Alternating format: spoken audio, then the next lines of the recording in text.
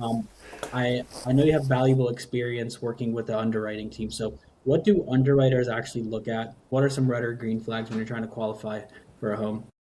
Yeah, sure. So, I mean, simply put, it's not just your revenue, right? Like I've had people that show $1 million in revenue, but then write everything off, and then their net proceeds are 12 grand a year, right? We're going to start at your net, at what you're netting, right?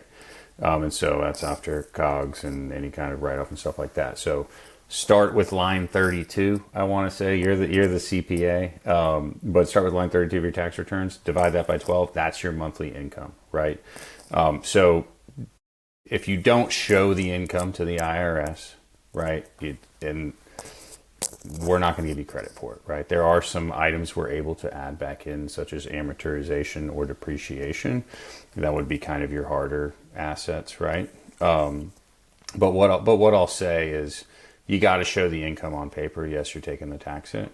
Now, I mentioned a little bit about non-QM loans earlier. There's something out there if you're an investor, not a primary. This isn't your primary home, where we can just skip looking at tax returns. We just look at, does the property cash flow. So we're looking at the appraisal, comparable rents versus the payment. If it's 1 to 1, you're fine. But as far as just when you're filing your taxes, talk to your CPA, right? He knows the Schedule C versus S corp a little better than me. But it's going to be what you show on paper that you make. What are you reporting to the IRS? That's your starting point. That was gonna, and that was actually gonna be my next question. Thank you for taking us there. I was gonna ask, how do you look at income when it's someone on Schedule C versus someone who has their S corp and they're paying themselves wages? So technically they have a W-2, but that W-2 is coming from their own business. How does that kind of affect what you can qualify them for? Yeah, absolutely. And I think this is a pretty common mistake that I've seen lenders make. Not going to name names, but somebody said they couldn't do a loan somewhere and it ended up being passed my way and we did the loan. So Schedule C, right? Sole proprietorship. We're just looking at what is the income show on that Schedule C, right? It's pretty straightforward. You're self-employed 100%. S corp, we can use those W-2 wages, right? We are also going to look at, of course, what the business is doing in cash flow and K1 distributions and stuff like that and percentage of ownership.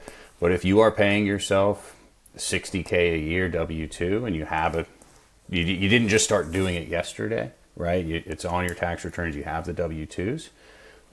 We can use that income, right? So if your business is running at a loss, we're going to have to count that against you. But if your business K1 distribution is 60K with 50% ownership, then we'll give you what's credit for that? That's 5 grand a month, right?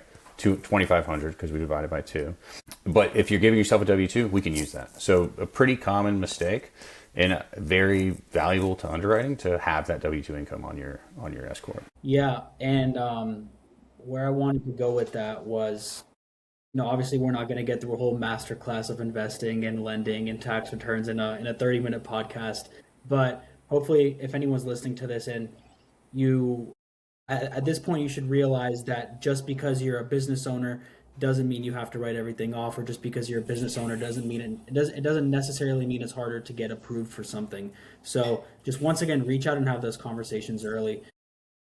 And you should always try to plan for the future instead of trying to be a historian and look back at the past and see what's happened. There's no reason you can't talk to one of us and then we can lead you down a direction. Like, hey, you might lose a little bit of money on the business, for the K1, but you need to pay yourself a W-2 so that you can approve for your first home or something like that. Um, but yeah, 100%. yeah.